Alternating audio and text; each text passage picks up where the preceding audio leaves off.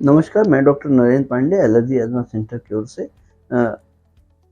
आज हम लोग जिस विषय पर चर्चा करने वाले हैं, बहुत लोगों को खाँसी होती है। खाँसी के साथ कफ बहुत सारा म्यूकस बनता है। कफ जो बनता है, छाती में अचानक से बहुत सारा कफ प्रोडक्शन होता है। अब ये कफ प्रोडक्शन कहाँ से आया, कैसे आया, ये समझ में नहीं आता है। एक कोर्स ऑफ एंटीबायोटिक्स या दूसरी दवाइयों का सेट खाने के बाद वो ठीक होता है, फिर से वापस आ जाता है। जैसे कहीं गया ही नहीं था, for the time being pause किया गया था। ये चलते रहता है और ये होने का वजह अगर हम लोग देखें तो जिनको होता है इन लोगों को ज़्यादा तकलीफ सीज़नल चेंज के समय ज़्यादा बढ़ोतरी इसमें पाया जाता है। अर्ली मॉर्निंग, लेट इवनिंग में ज़्यादा से ज़्यादा परेशानी इस तरह का बढ़ता है।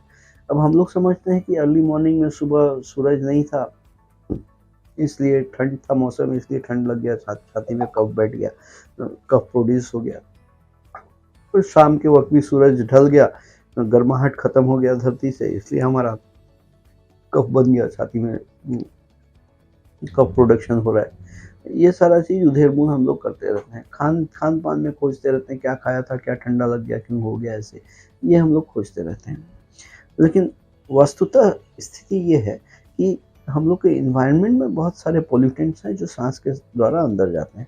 अर्ली मॉर्निंग और लेट इवनिंग का फंडा ये है कि हम लोग जैसे सांस लेते छोड़ते हैं, वैसे ही हम लोग के एटमॉस्फेयर में जो प्लांट्स हैं, जो पेड़ पौधे हैं, ये लोग भी सांस लेते छोड़ते हैं। सारी रात कार्बन डाइऑक्साइड छोड़ते हैं और ऑक्सीजन इनहेल करते हैं। सुबह सनराइज जैसे होता है, सनराइज होते होते ये पूरा रेस्पिरेटरी पैटर्न अपसाइड डाउन हो जाता है, पलट जाता है और कार्बन डाइऑक्साइड छोड़ने के बजाय ऑक्सीजन छोड़ना शुरू करता है, कार्बन डाइऑक्साइड लेना शुरू करता है, क्योंकि सूर्य का रोशनी मिलने के साथ-साथ फोटोसिंथेसिस शुरू हुआ और ये पूरा रेस्पिरेटरी पैटर्न अपसाइड डाउन हो गया। तो इतना बड़ा चेंजेस जब प्लांट में हुआ, तो इसका जितना अनबाउंड पोलेन्स था, जितना अनबाउंड पराग था, ये सारा एटमॉस्फेयर में रिलीज़ हो गया। एटमॉस्फेयर में रिलीज़ होने के साथ ही हम लोग का सांस-प्रश्वास तो बंद नहीं हो रहा है। हम लोग जो सांस ले रहे हैं उसके साथ ये पोलेन्स भी शरीर में जा रहा है, उसमें से जो पोलेन्स हाइपर सेंसिटिव हैं, वो सब जाके सांस प्रणाली में इन्फ्लेमेशन पैदा करते हैं, सूजन पैदा करते हैं, अंदर इचिंग पैदा करते हैं। इचिंग पैदा करने की वजह से महसूस होता है छाती दबा के रखा है, फांसी का रस्सी बांध के रखा है, छाती में दबाव है और सूजन की वजह से जो कफ प्रोड्यूस होता है वो उसके आने जाने में ट्रैक में प्रॉब्लम होने की वजह से घड़घड़ाहट की आवाज़ छाती में आती है, साँ-साँ की आवाज़ आती है, ये सारी चीज़ होता है। इससे निजात पाने के लिए हम लोग को ज़रूरत है वो मॉडिफाइड स्किन प्रिक टेस्ट, चमड़े में एलर्जी का परीक्षण करके पहचान करना कि कौन-कौन से पोलन, कौन-कौन से एनवायरमेंटल फैक्टर्स हैं जो मेरे शरीर के लिए हाइपर सेंसिटिव हो रहे हैं और मेरे सांस प्रणाली में जाके इस तरह का सूजन पैदा कर रहे हैं। उसको हम लोग जब पहचान कर पाएँगे तो उस हिसाब से हम लोग एलर्जन इम्यूनोथेरेपी वैक्सीन बना पाएँगे।